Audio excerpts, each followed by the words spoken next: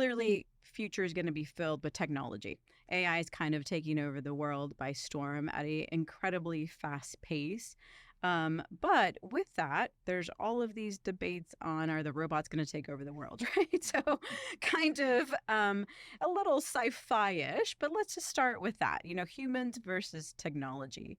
In your paper, you stated the future family office is not about humans versus technology. Could you elaborate on how you see humans and technology working together to enhance family offices? Sure, Celeste. Yeah. Family offices are concerned with three major imminent issues. Okay. So first, let's say one is succession. Obviously, the rising gen or the next gen is right there. And what we're seeing are principals sort of reaching a point where they're looking to either transition a business, transition a family office, or just plan ahead for the future. The other part is the transitioning within a family office. So transition of staff, of key leaders, people who've been with the family office a long time. So really a trusted internal team. And that can be a CFO, a COO, a general counsel, all the way to CPAs, et cetera, internally. And then the last thing that, is important to think about is what we call key person risk. And so key person risk is the person who kind of has, as we say, if this key person gets hit by a bus, what do we do? I have a client as an example, a family office who I'm sure many of these family offices that you all meet as well, they'll do a simulation of what if scenarios. So what if someone gets hit by a bus? That key person can be the principal. It can be the COO, the CFO, the long-standing assistant in a family office. But whoever that person is, they house some very valuable institutional knowledge.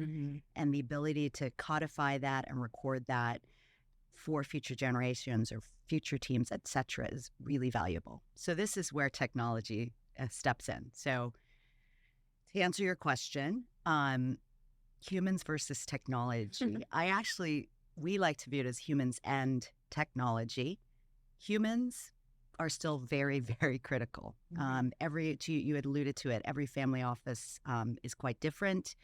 And we like to say, every family office is looking for a customized solution for their family office, sort of like a bespoke suit, right? No family office is the same. But that being said, humans are not, made irrelevant or obsolete due to technology. Family offices will continue to have a constellation of humans at the core. Obviously, from the family members to inside the trusted team, but also outside advisors. You're seeing a lot of outsourcing of advisors, consulting.